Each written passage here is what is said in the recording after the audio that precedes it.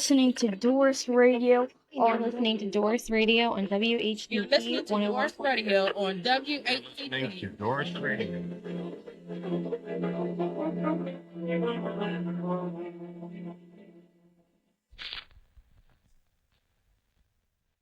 Today on DORiS, we sit down with Daniel Birdsong of the band Bicycle Armada.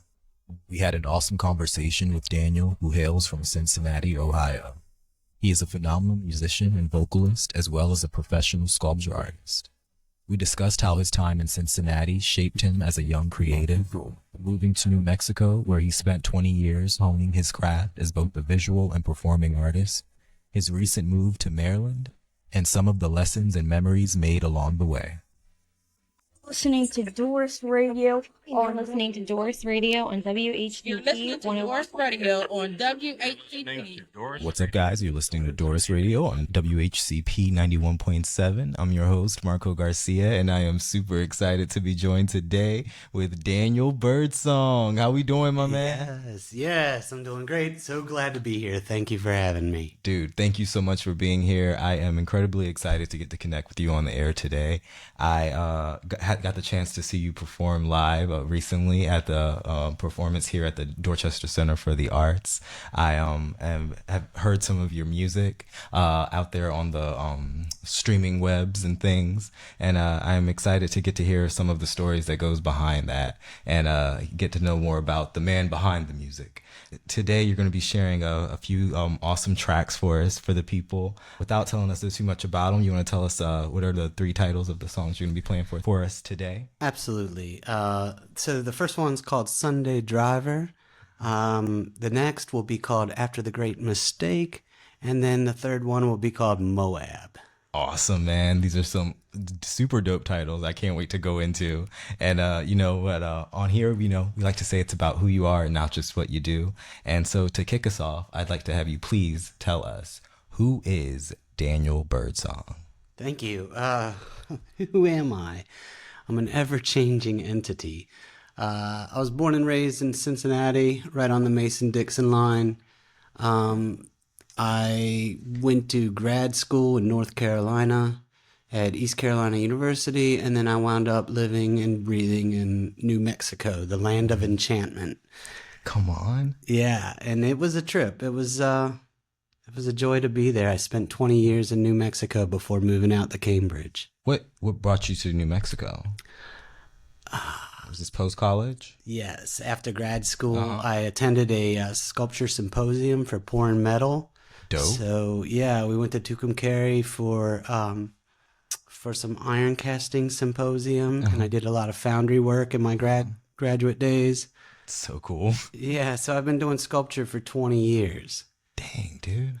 But playing music all along. So the art and the sculpting sort of brought you out to New Mexico, and then you ended up being there for 20 years. Yes. And let me tell you, it is a beautiful place. I mean, I was drawn by the dinosaurs. I was drawn by the chilies. I was drawn by Latinos and indigenous culture. I was drawn up there by the art, which is everywhere and celebrated. Like you wouldn't believe. Way different than any other place in this country. Yeah. It's revered. Like the place that I'm from in Cincinnati, if you told them you were an artist when I was growing up, they'd roll their eyes at you. But if you went to New Mexico and tell them you're an artist, well, they revered you, which is a different take. I mean, it might be the social structures, and I think you were talking about studying anthropology, and it's like we look at how we fit in our societies, and that was a real challenge growing up. Yeah. And when I finally came to a place in New Mexico, it was suitable. I found work like you wouldn't believe. I worked in the movie business. I was making sets for like Breaking Bad and Disney movies like The Lone Ranger, and it was a blast. I was making giant monuments for people all around the country, people like Ross Perot. I was working for like, I don't know, Linda Banglitz and Judy Chicago, and yeah, it was a great time. Dang, man. That's major. Super cool. I mean, just outside of like being an incredible musician, also being able to sculpt, that just like blows my mind. And but then even more so than that, I think having the guts to, make those big pivots and take that journey out to New Mexico to even discover all of those talents. And so I'd like to take us into that moment when you decided to move out to New Mexico. You said there was a symposium that planted the idea. Yeah, so the thing was this. I think a lot of students coming out of graduate school with an MFA are hoping that they find that sense of stability and security by getting into a position of teaching at the university, just following suit of their professors. And that's not really the way it goes, because jobs are scarce and it's really competitive. So you got to find another alternative, some other way to get there. And for me, it was a leap of faith. I mean, at the time, this was before George W. and the collapse of the economy the first time. And there were a lot of foundries. In Santa Fe, there was 5 different foundries open. By the time 5 years into it, only one was up and running.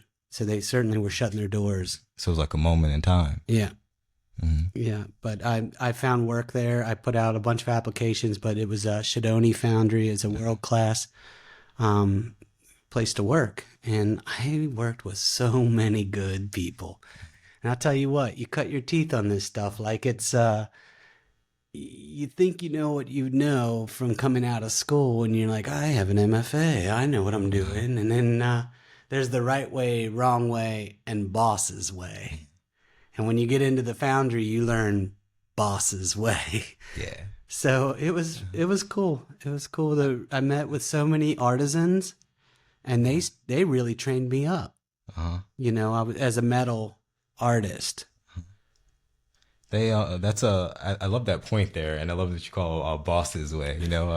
Tell me what is a lesson that you've learned about yourself and about the world from your time working at the foundry? I think that the biggest lesson was you're not alone.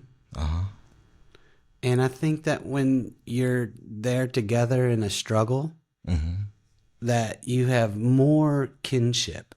And that kinship it's unlike anything I've ever experienced. I remember times when my truck was broken down. I mean, I was a starving artist. I mean, I was moonlighting on the side. I was making $12 an hour in the city of Santa Fe. I mean, that's very expensive to live in that city. And I had this big, beautiful studio for $650. It had a big garage and a skylight that came in. And I mean, that's beautiful. It was cool. Yeah. But you had to work hard. And it made my mom cry when she came to visit, because she looked and said, my son, he's living in a garage, But that's what I wanted. I wanted to be the studio artist. And I was hustling to make it all work. And that shameless self-promotion that you have to make it work. Yeah. It's not in me. Like I'm not a businessman. And it's a hotbed of art. Like there's galleries up and down, there's over 1,000 galleries in Santa Fe. So I'm trying to push my art out there and be a businessman and be like self-promotional, but it just felt soulless. That's I think a very relatable notion.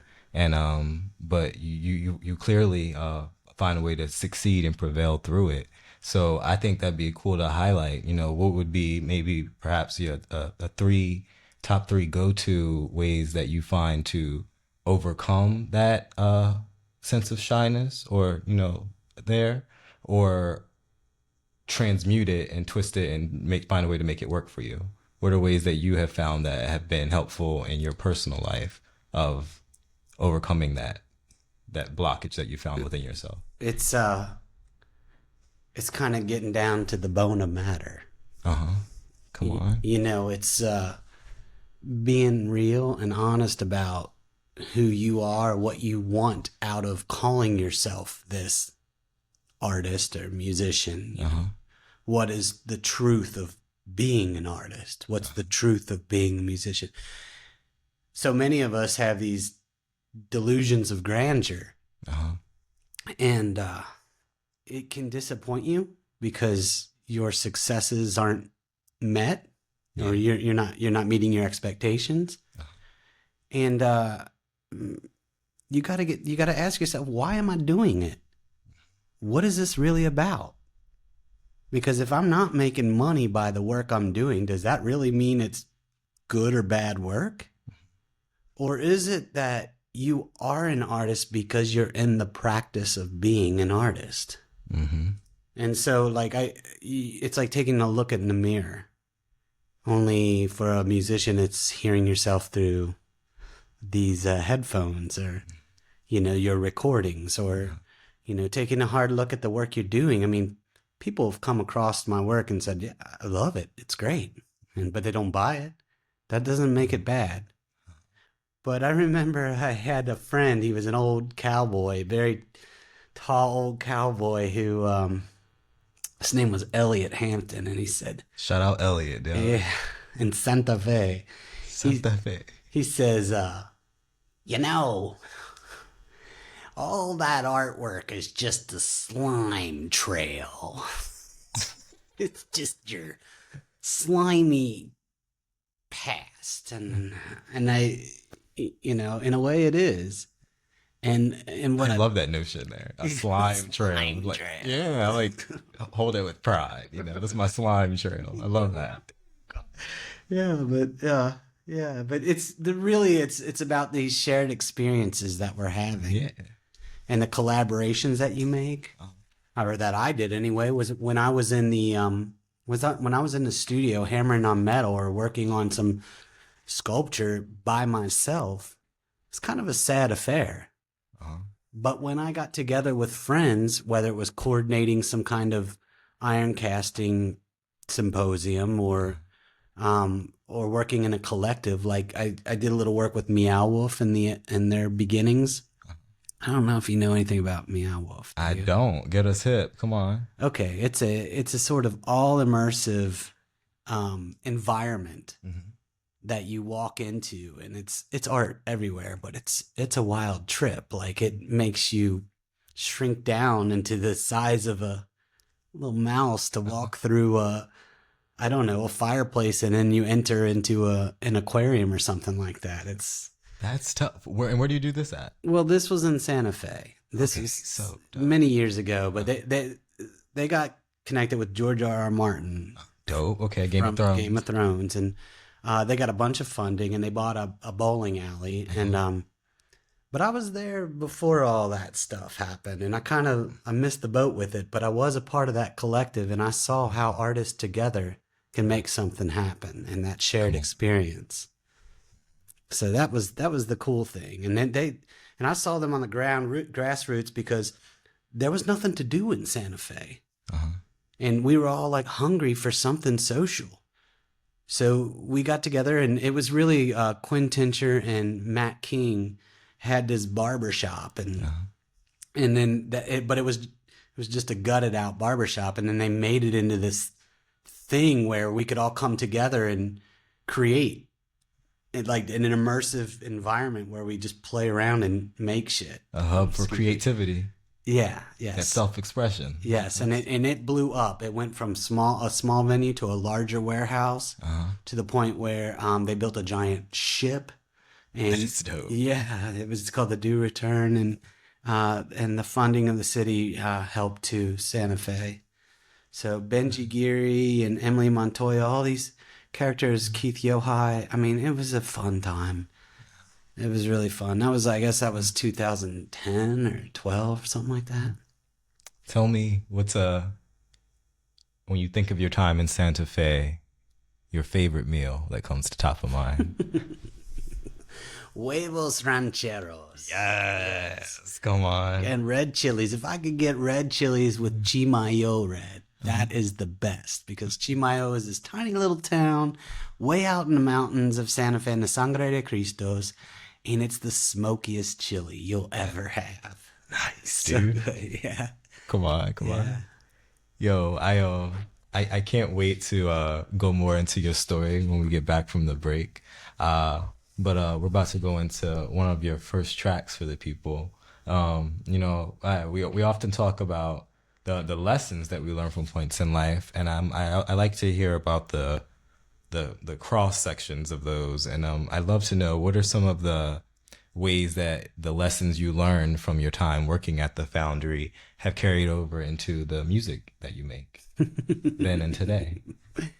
Okay, yeah. Well, the music comes out of the suffering Uh-huh. in so many ways. And I don't know what we have queued up, but I think it would be after the Great Mistake. That was writing about a past election. Uh-huh. I wrote it the day Trump was elected, and I was terrified. Was this 2016 or Was it 2016? or Yeah. the recent election? No, the 2016 election, yeah.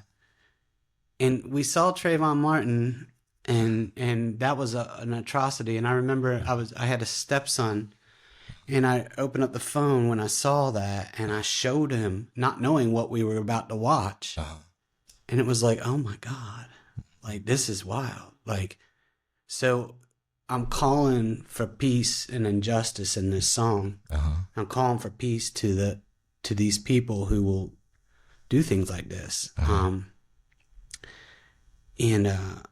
Anyway, how's it relate to the foundry days and the work and the art and the sculpture? Well,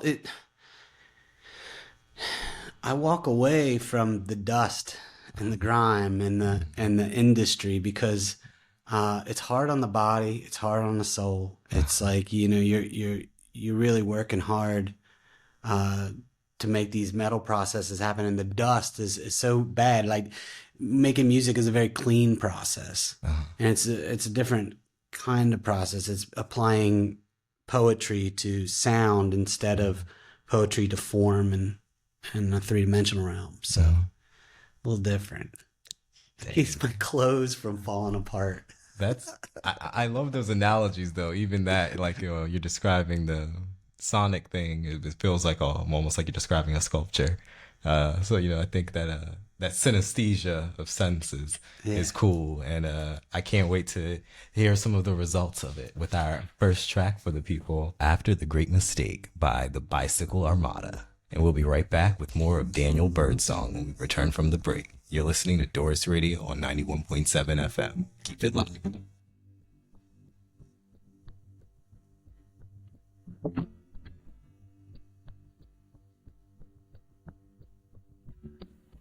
Now that we cannot turn time back, let us let ourselves unwind. And when tears drop from the sky high, to open our soft woken mind.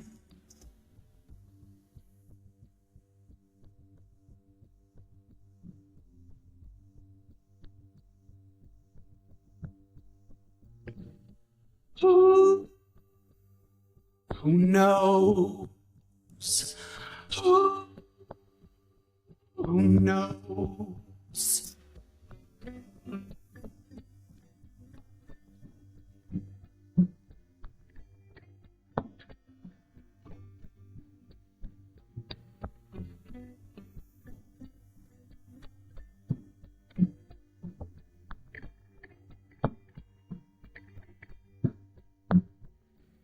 I come to play the broken regions of the boundaries that they set before me. Please let us pass through this gate. Please, please let us run free. I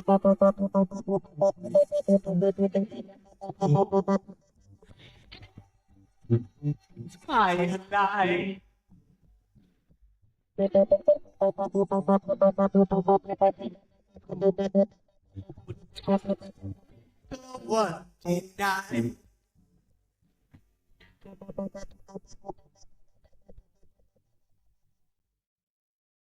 You're listening to DORiS Radio You're on listening to DORiS Radio on You're listening WHCP to 101. DORiS Radio on Listening to WHCP. DORiS Radio. DORiS WHCP. WHCP 101. Welcome back. This is Daniel Birdsong, and you're listening to DORiS on the radio on 91.7 NPR Midshore. Hey, we back. We just heard our first track for the people after the Great Mistake by the Bicycle Armada. We are joined here today with Daniel Birdsong. I am super stoked. Daniel here, a member of Bicycle Armada and an incredible sculpture artist. We've been discussing. Did you see this piece of your work? Yeah. Oh my goodness, man. So for the folks listening at home, please describe this picture that I'm looking at right now, because this looks so cool. Those are three sconces that are in the form of lilies, Easter lilies, and they are made of oak. And inside these Easter lilies are dinosaur humans. There's human bodies forged in steel in prayer form, with heads of brontosaur, stegosaur, and triceratops. And there's some forged steel tailings on the bottom, and on the giant light bulbs at the top are resin and burlap. Resin and canvas. That's so cool. Tell me, what's the significance of the human dinosaur? Yeah, I think it's like our dependence on fossil fuels and our love affair of it. I mean, it's killing us. I mean, it's an amazing thing to think that like dinosaurs were alive much longer than humans on this planet, and yet they were wiped out. And and here we are dependent on them to get moving around, and and that's the kind of thing that I looked at when I was in New Mexico, was the fossil fuels. I mean, you go hunting fossils, you're also tracking around Halliburton's lands. I mean, that's where all the fossil deposits are. So, in the San Juan Basin. That's wild, dude. That's such an incredible point of how art can not only serve as creative expression, but also education. For example, in our conversation discussing your time, 20 years spent living in New Mexico, brought out there through sculpture art. That's one of the first things that comes to mind for me is the food, not necessarily the effects of the real things that we as humans are doing to the earth, and what that can and will have on our future. And so what are some things that I guess you learned about environmentalism from your time out there and beyond? I mean, it's sort of striking a balance of it all. I mean, if we're really going to resolve this problem, we should all just stop driving. But we live here too.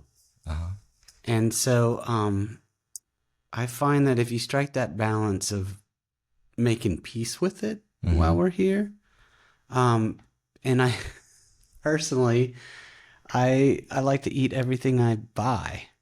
That's my biggest thing, is trying to like eat all the food I buy and don't throw it away, because it really goes through so many hands and so many processes to get to your table. Yeah. So I think that's Don't be wasteful. Yeah, don't be wasteful. I mean, we're very consumptive people on this planet, and don't waste it. And in making art, we're becoming super consumers in the process, which is another reason I pivoted to making music. Because here, I mean, I've got, when I started off, I got the rig. I bought the guitar. I play on a Fender Jazzmaster. I got a twin that I love to play on, a Nord Electro. But I got enough gear. It's enough, and we are enough. And that's a big theme in my my own self is just acknowledging that we have enough, and then we got to work with what we got. So I love that. I love that that notion there. And we are enough, starting with what you have. And you know, we talked a bit, touched a little on your time in Cincinnati in segment A, but I'd like to take a little rewind to that time period. You described some of the general sentiments towards art from the the community at large there. But what was it like in your own household? When did your interest in the arts begin, and how was that facilitated by your parents and people in your community? My mom and dad are not artists. Uh-huh. They don't know the first thing about it. They don't really pretend to. Uh-huh. My mom is she was a flight attendant and a nurse. My dad was a chemical engineer. But I always loved drawing pictures from the time I could hold a pencil. So I really enjoyed making pictures. I remember there was a grade school project where I think we were in fourth grade or third or fourth grade, and the teacher would give you a sticker, and you put the sticker on the paper, and then you had to draw that sticker as accurate or as your own interpretation of that sticker. And it's like, oh, I could do that. I could do that. So it really resonated with you. It did. And it was probably one of the only good things I could do, because math was not my forte. So what role would you say then that, that creative expression played in your development as a young man in general? So I don't know. I think I was insular. I remember getting bullied quite a bit when I was a kid. I was thrown down some steps. I really wanted to be a part of a team on the playground, and I brought my own football so I could play on the team. And this is like a weird thing that happened. I can't believe I'm telling you this, but I was the last guy to get picked. And when you're a kid, you don't really have I don't have a sense of a pecking order. But when you're on the playground, the pecking order begins. It's blatant. Oh yeah. And I wanted to play, like I wanted to be a part of it. And instead, like the only way to get them to like me was to bring a football to the game. And so that because I brought the football, I could play on the team. I was the last guy to get picked. And at the last play, they tossed me the ball. I failed to catch it. And each kid ran up to me and took a turn punching me in the stomach. And the teacher was watching the whole time. And I'm like, looking to her for help. And she turns her head. I'm like, and I have to say, like, that was one of the big lessons that carried with me forever, is that there are going to be bullies in this world, and they're going to get away with it, and people are going to watch and do nothing about it. And that's not me. I mean, some of my best friends in high school I found because they were getting dumped in a trash can, and I threatened the bully with a can of pepper spray. Like, what are you going to do? You got to stand up for people, and you got to speak your mind. You got to speak out when you see injustice happening. Dang, man. So that's a lesson there, learning to speak out, make your voice heard, which is quite a carry through into, being a musician, sharing your writing, making your voice heard literally and figuratively. And I'm curious, were you at that time writing?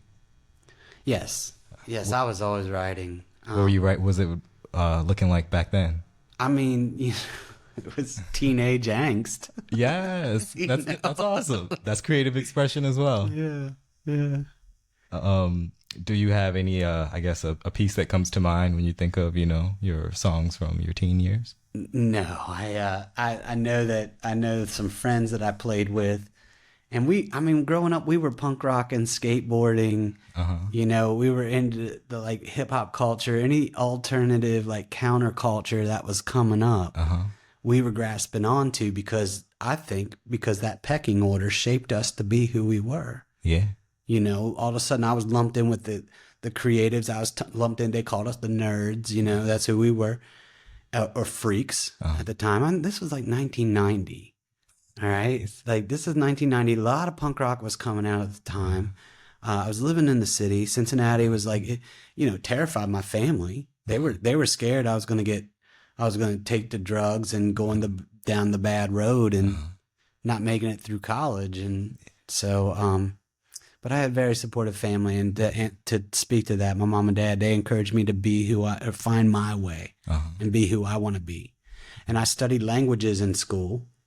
And I studied German and Latin and Spanish. And I was like, all these things, I want to study a language where I could speak it. So I studied Spanish, and I asked my mom, I was like, can I go? Like, I want to know how to speak Spanish. I want to go to a country. Can I do that? And she said, yes. And so I worked at Burger King. I gave my mom and dad all my checks. They helped me out, and they sent me to Barcelona. That's so dope, dude. Tell us, what was the highlight from your time in Barcelona? Well, okay, so before this, I was in these foreign language festivals, and I was sculpting like maquettes of like La Sagrada Familia, which is this amazing church, this giant cathedral. It looks like you're on an acid trip. It's like melting into the ground. That's sick. Yeah, so the word Gaudi comes from the architect Antonio Gaudí. Okay. And he made this amazing cathedral. I think it's the world's largest cathedral, and it's certainly gaudy. It's like a lot of really ornate details and things. Dripping and, so concrete dripping into the earth with like, creatures rolling so all cool. over it. Yeah. Yeah, you should see it. It changed my life forever. I mean, that city is full of artists like Picasso, Miro, Antonio Tapies, Salvador Dali, all these, and they're all like, their pieces are everywhere in the streets, and, and it was a wild place to be, I think that was 95. Do you think you found any sort of, I guess, symmetry there between that energy of Barcelona and what you found in New Mexico? Absolutely. Absolutely. Cool. I mean, without a doubt. I mean, that's why I went, and I fit in so well out there, because you speak the language, you're reminded of it. Yeah. And there's a lot of different cross-cultural pollination that's happening. I mean, it's, if they heard me speaking, it was Castilian. So that is, what's that? It's with a theta. Okay. The king's theta, right? So it's very clear Spanish, a lot different than Mexican Spanish. And in New Mexico, there's a lot of Mexican heritage. But there's also this other weird thing that's going on between the indigenous and the Mexicans, because some are so proud to be from Spanish descent. Yeah. And some are not. And it's, there's this rivalry there. I mean, it was a violent past. And it's still alive today. That's so cool, man. Dude, I think that's so sick. And speaking of that time going back, shout out to your parents, your folks, encouraging you to find your own way and explore those creative endeavors. Even if they weren't in creative fields themselves, shout out to being an engineer and a flight attendant. Tell us what the first that comes to mind when you think of the music that your mom and your pops were playing around the house when you were growing up as a little kid. I love this question, because I remember clearly as a kid, there was 2 records that I just loved. One was The Who. Come on. Tommy was the album. Yes. And then the other one was Abbey Road. Beatles. Yeah, and it was great because I remember putting these records on and just like learning how to lift the needle and drop the needle and play the song. And I remember that, and that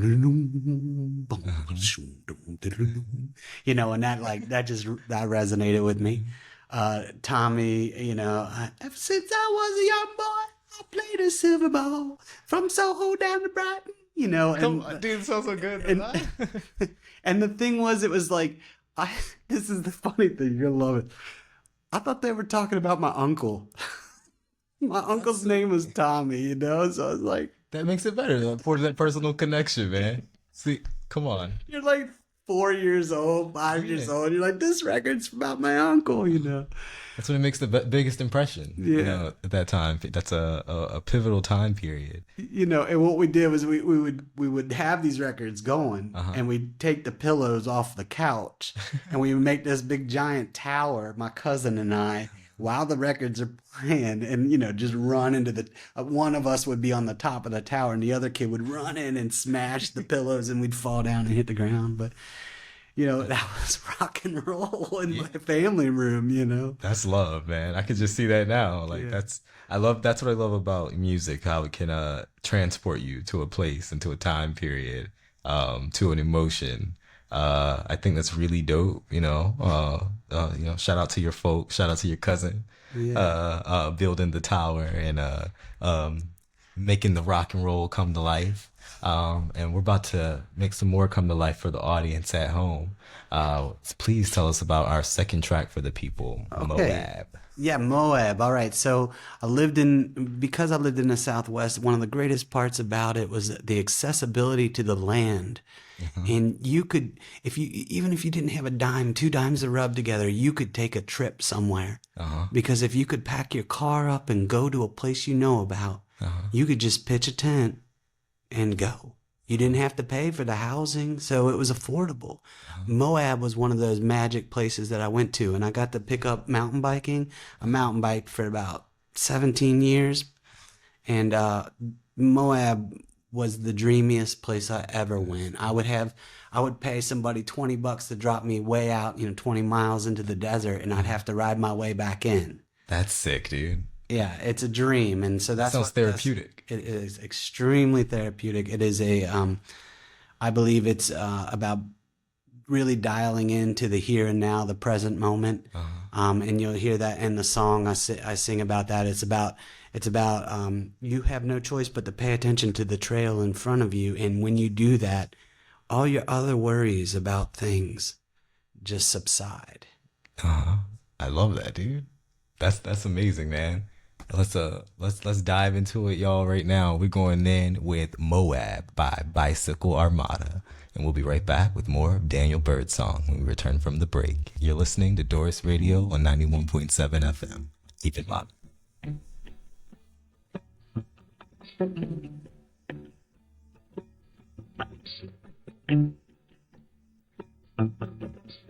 Sandy beaches on a Moab trail. Make me paddle slower than a snail. And give me slick rock all day long, so I can ride on and on and on.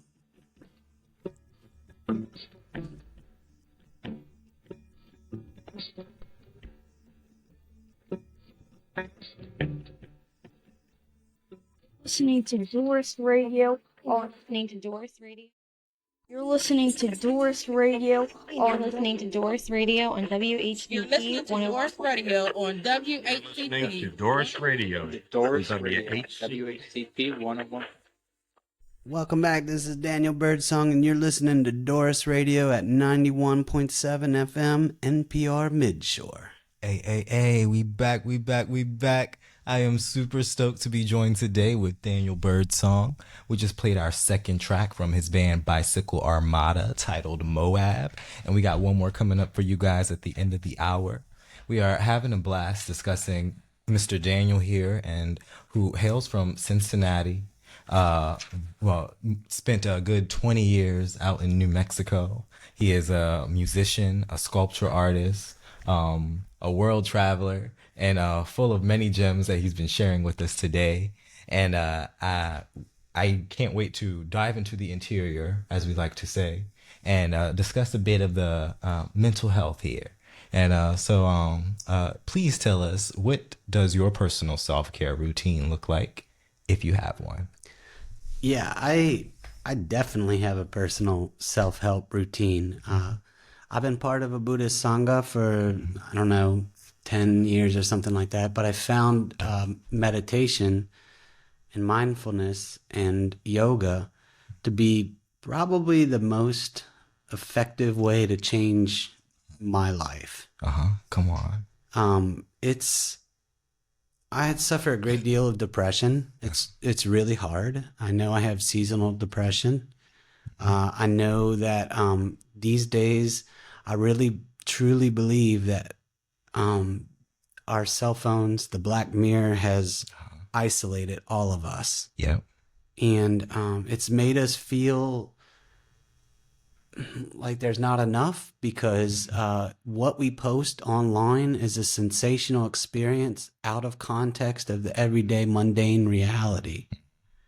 And because of that, we all feel as if we all should be traveling to some distant land or eating some amazing cuisine or whatever pursuit of pleasure that is. Yeah. And I think that that's what we all do, is we pursue pleasure and avoid pain. But there's the in-between of all that. And how do we navigate that? And how do we bring our emotions from swinging extremely one end of things to the other end? And I think the way to do that is by establishing boundaries, healthy boundaries, boundaries that allow you to say no when asked if you can do something and you can't do it, if you're a pleaser like myself. And take that time to process. I definitely think you need boundaries on your social media, on the internet, whatever you're exposing yourself to. You gotta think about, what are you exposing yourself, and is it really making you happy? And this is the stuff I'm contending with now. Like, why am I watching this stuff? Why am I I find myself, I'm new to Cambridge. I just moved here. I don't know many people. And Welcome. Thank you. And it's a joy to connect with people. But it's also I also need time, and I'm aware of that. That time I need to go into the studio and practice and rehearse and really hone my craft. And I want to be clear too, like, I'm just a new musician in this town. And I am so open to connecting with other musicians and playing. That's where the magic. That's the best part. Yeah, that is the best part. That's when the magic happens. When you're playing music, like all the things that we're playing today on the radio, this is me engineering on my own by myself. Dang, man. And I don't want to be by myself. I want to be connecting with other musicians. And this is just the way that I can create in my studio to communicate to other musicians. This is the idea that I have. Yeah. I'm not held to that idea. I'm flexible. I want to, collaborate. I want to hear you through your instrument. And this is a faith that, we talked earlier about something. We talked about, the truth of art. Yeah. A lot of people just see the successes of some famous person, but the truth is that there are people all over this country and that are not known to any of us that are making beautiful work. Yeah. And this is evidence of not just creativity, but intelligence. And when we make our art, we are living our true and authentic lives. Come on. Not the ones that we're being distracted from through Netflix and, doom scrolling and looking at, just flipping the page. We need to hold on to ourselves and make ourselves something, of our destiny. We got to find what our destiny is and live it. And it's so hard because it doesn't matter if you're going to be a star. It just matters that you're in the practice of doing a discipline that makes you feel good. It takes you outside of your workaday life. Because I'm just a cog in the wheel, man. I'm an educator. I work at Chesapeake College. I'm an educator. I manage the labs up there. But I'm just a cog in the wheel. I know that.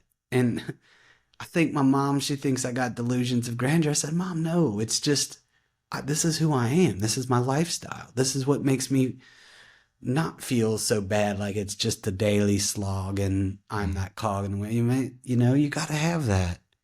It could be cooking for you. It could be dancing. It could be, the novels you dive into or your journalism or whatever it is.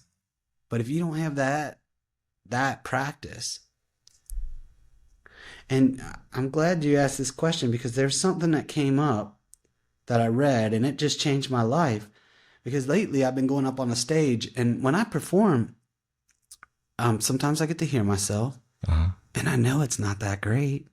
Not in comparison to the recording, to the perfected recording. You see, You're like critiquing yourself. yeah. I mean, there's so many nuances to it, and every time we hear a song, we think that these musicians just got it. Maybe they do, but maybe they sat in that studio and did 100 takes of that guitar, that piano, that bass, whatever you heard, and that was the take that went. See, these are all illusions that lead us to believe that it's impossible to be that good, so don't even try. Or that the people that are that good are so gifted that, it's just futile. But the truth is that if you love doing it, do it. Play, man. So I just want to share this thing. I saw this, and it said, because I was wondering, why do I go up on the stage and play? Yeah. And one is I'm hoping to connect with other people. I hope they can hear me and be like, hey, I like what you're doing. Do you want to get together, hang out, and let's make something? Yeah. And I'm like, yeah, that's what I want, right? But I read this, it says, your relationship to performing will always be a prison until the level of adulation, warmth, and appreciation for your nervous system is equal to a ferocious standing ovation. Come on, man. And there's more. Watch this. So when we lack healthy internal parts, mentors, co-regulation from parents, safe teachers, friends, community, the benevolent encouragement of an ancestor or past elder, we go looking for it with the same ferocity that an addict goes looking for a hit. So many of us are drawn to the band room, the choir room, or the theater because our bodies were telling us how to get a deep core need met.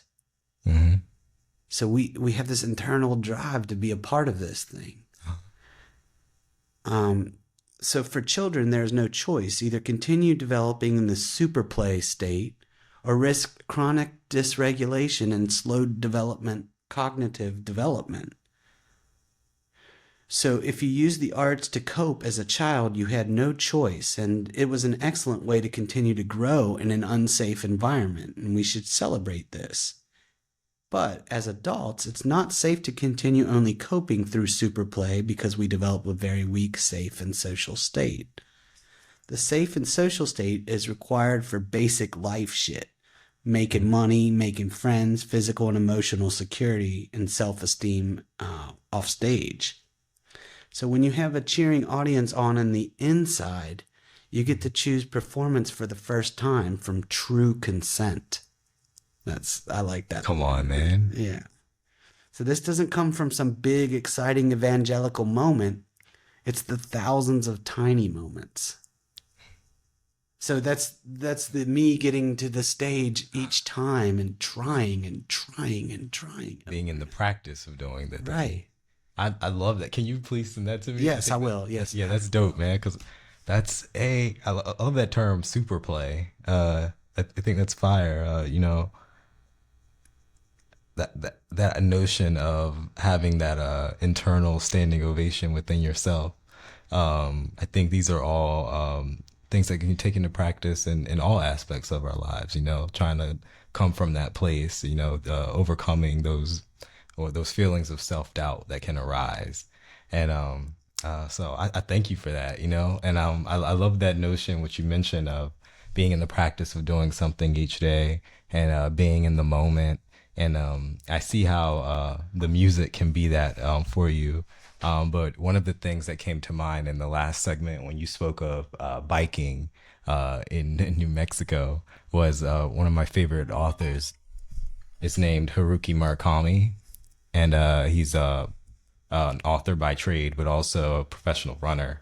And Yes, I know Murakami. Yes, the Wind Up Bird Chronicles. yes, sir. Yes, sir. Yes. He writes incredible like surrealist literature, but then also he has a nonfiction book called "What I Talk About When I Talk About Running," which basically dives into, it's a bit memoir-ish, but also dives into sort of that creative thought process that he goes through while he's actually in the act of running, and how that plays into his creative output as a writer. And I'd love to know, what is that experience like of biking or whatever it is you do to be in that space?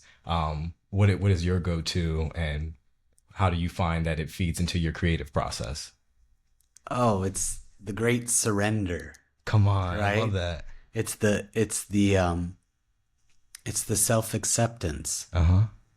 It's the here I your mind is running around like a monkey, just grasping at these things. Uh-huh.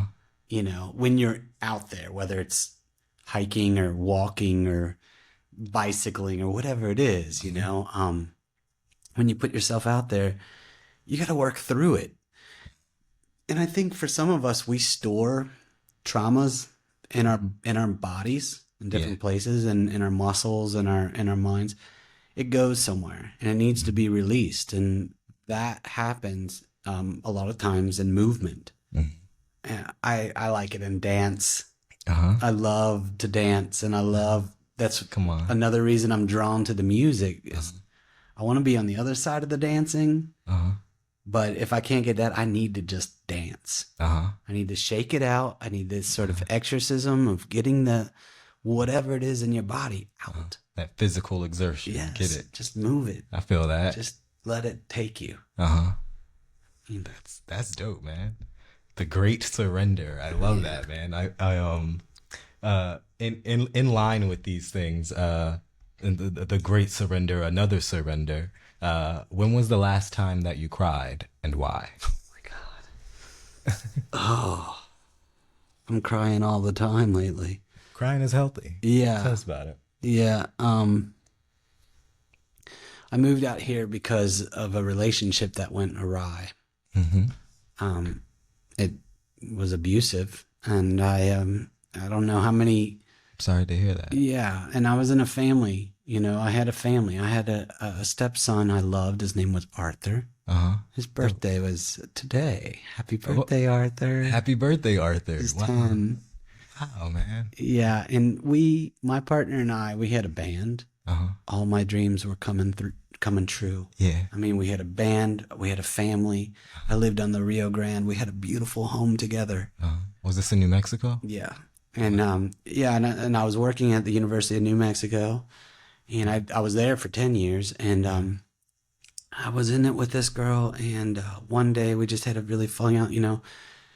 She suffers from a mental illness. Uh-huh. I don't know what it is. Her mother tells me one thing, and she tells me another, but whatever it is, I experienced that mental illness firsthand living with her. And when you live with somebody, all your intimacies come through. Yeah. I mean, I'm fine with you being you and doing anything you want to do. Live and let live. That's my biggest motto. However, when you move in with me, we have to mitigate our lifestyles together. Yeah. We have certain standards. You like it dirty, I like it clean, whatever the case might be. But then you find that sort of acceptance of that. But in this relationship, I noticed something a little off each month that was really extreme. Yeah. Not like any other relationship I've been a part of. And in the end, we were doing counseling, and then we took a trip to Hawaii. And in that moment, she didn't pack her meds, and it got violent. It got terribly violent. And I've never been in that situation. I couldn't believe it was happening to me. You're listening to DORiS Radio. You're listening to DORiS Radio on WHD. You're listening to DORiS Radio. You're listening to DORiS Radio on You're listening WHD. to DORiS Radio on Listening to WHCP. DORiS Radio. DORiS on Radio, WHC. WHCP 101. Yeah. She punched me, bit me, smacked me around, and I didn't know what to do because I'm a guy. What do you do? Yeah. And all I could do was like, just tell her it's over. I remember I put her in a bear hug and I said, it's over. It's done. You know, I couldn't escape. I kept walking away and she kept charging me. And I was like, man, what is going on here? So why am I crying now? Because we had it so good. We had everything. She played the drums. This was during COVID. We had a band called Harp. You can check us out online. It's an instrumental surf band. It was so much fun. But both people involved in the band beside myself, one suffered from borderline personality disorder, and he disclosed that. And we knew, and we worked with it, you know, and it's some of the most challenging mental illnesses to work with, borderline personality disorder. And I think that my partner had either schizoaffective disorder or PMDD, one or the other. She claimed PMDD, her mother says schizo. Whatever the case is, it's a really hard thing to navigate, and it's a quiet thing that anybody who suffers with this in our world, it's usually the people that are infected are the people that are there the most, each day in and day out.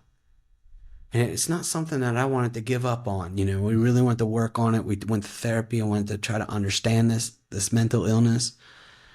But I'm not trained to do that. You have to protect your personal safety. You have to.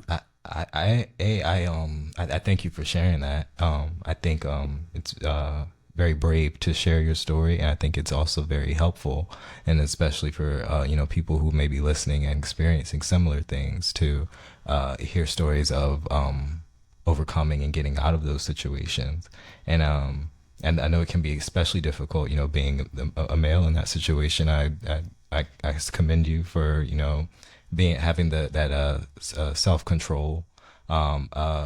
It actually brings to mind when I was when I was a student at Chesapeake. Actually, we did shout out to Amy Childs, communications professor, had a clothesline project that they did annually in honor of Domestic Violence Month, which I believe may be November or possibly October. This could be it, though. Yeah, I saw that. Yeah, and so shout out to that. Shout out to raising awareness about domestic violence, and sending encouragement to people and to find strength to get out of those situations if you do find that it comes to that level. And I'd love to know what is a takeaway that you found of getting out, and then once you're out, picking your life back up, or picking up the pieces and restarting. This is my first trauma. Mm-hmm. A lot of people have traumas of all different ages, different times in their lives. I was blessed. I had a good family, but this is my first trauma, and I've worked through it. And I think the biggest thing is coming to forgiveness, acceptance. I'm not resentful. I was just asked, we're still in communication. I forgive her because it's not her. Mm-hmm. It is also the mental illness. And you can't blame somebody for that. We got to be compassionate. And I love that word compassion, because if you break it down, the etymology, com is Latin for with, passus, passion, passus, passarum is to suffer, to suffer with. And with that sense of empathy and understanding, I wish I had more of it that would have held us together. I didn't. I found that breaking point. When she hit me, it was, I can't go back. Mm-hmm. And I read a lot about it since, and it says, the statistics show that if you return, it will happen again. Mm-hmm. And so I just trying to make sense of it, trying to understand it, trying to be kind to myself, kind to her. I would have, if I lived back in Albuquerque, I would have got back with her. and it may have happened. It may have repeated itself. I knew that. That's why I moved so far away. So that can be a tip there in itself, just, I guess, separating yourself from the situation. Yeah. And make sure you got to have a network of people as a support. And I certainly did. My shout out to my friend Scott Schneider. He let me sleep on his floor for several days. Shout out to my dad. He put me up in a hotel room for a little while. I mean, housing is bad. It was hard to find a house. Shout out to all my friends, Jeremy Carlson, who was there for me and helped me move, and my buddy Christian Benefield here, and he helped me get out here to Chesapeake. And it's that network of friends, because it does take a village. Yeah. And you're not alone, and you're important to the people. Yeah. Your voice matters. We all need you here. So that's the takeaway, if there was one. And I believe, like, relationship, whether you're in relation to yourself, you're in relationship to your family, you're in relationship to maybe you're in with a partner, bandmates, all these things require self-awareness to know when to say, hey, I need a break. Yeah. And communicate what your needs are. So hopefully I'm primed for the next people in my life that I could really navigate that, and we can all get along and procreate. Yeah. And I mean, not in a baby making way, but I feel you. Let's Yeah. Make music. Let's Healthy connections. healthy connections, Yep. symbiotic, mutually beneficial. That's really dope, man. Yeah. So I mean, and I want to say, for any of you listeners out there, if you can find me, I play a bass, I play a keyboard, I play guitar, I sing, I can record, I can mix, I can master, I can make videos. And all these things don't have to be my genre. It's music.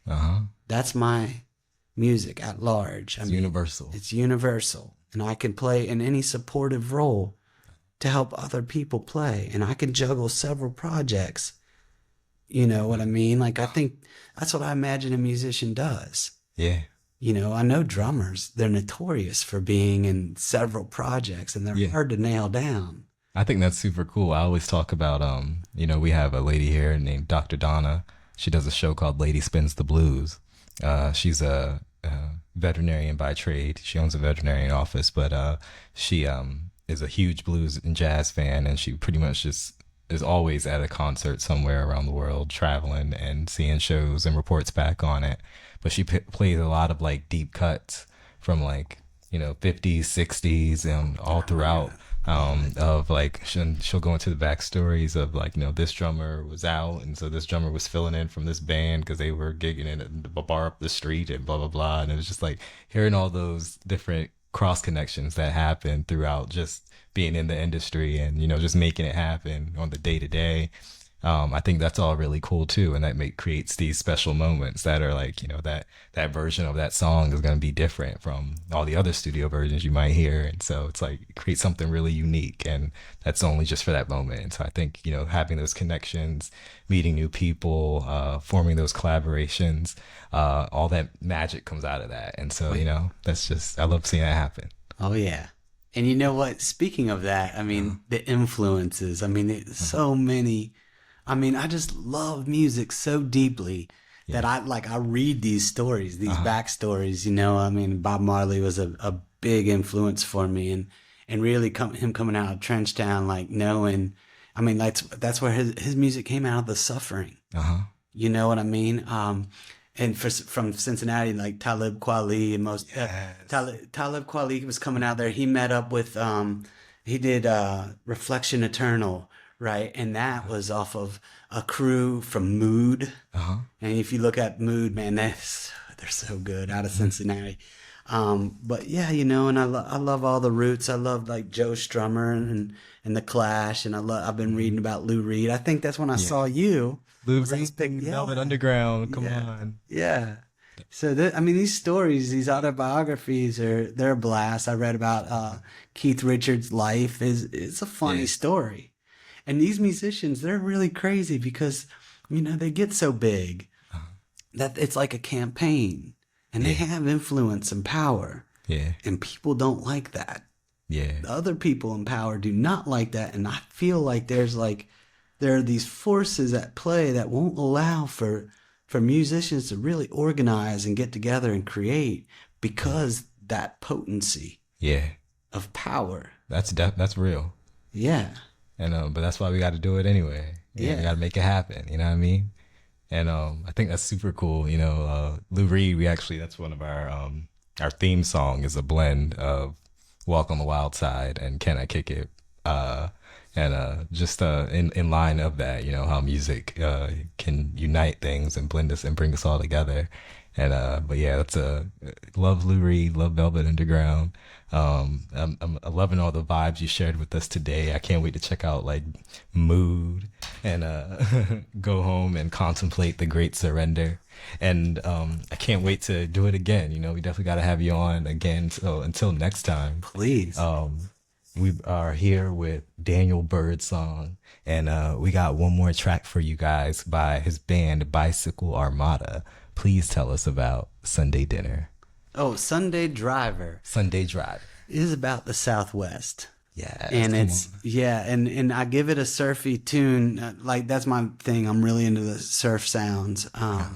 Because it's sunny, because it's, you know, I was a skateboarder. I always felt like I was like carving bowls, and I'll sing about that in other songs. But Sunday Driver is about, well, first of all, the way it came out really fast when I was working to make this song. I was collaborating with a guy named Nick, and Nick and I were getting together with Nicole, and we were playing, and he laid this bass groove down, and I was like, oh yeah. And I was like, what were you doing that day? And he's like, I was going on this drive out in the Jemez Mountains. And I was like, yeah, tell me more. And like, you know, when you're making a song, it's about being in the moment and grabbing it from the ether, from the zen of it all.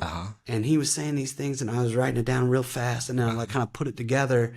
He talks about hitting these potholes, and I like to write with double entendre in mind, and sort of allow you, the listener, an open interpretation of what it is, how it applies to you. So if you give a listen, it's a lot about being in New Mexico, but it's also a lot about trying to make it, trying to succeed. Yo, I love that, man. I can't wait to go into more. This is just the first of many with Mr. Daniel Birdsong of Bicycle Armada, and we're going into our third track for the people. This is Sunday Driver, and you're listening to DORiS on 91.7 FM. Keep it locked. You're listening to DORiS Radio. You're listening to DORiS Radio on WHDP. You're listening to DORiS Radio on Listening to WHCP. DORiS Radio. DORiS WHCP. WHCP 101.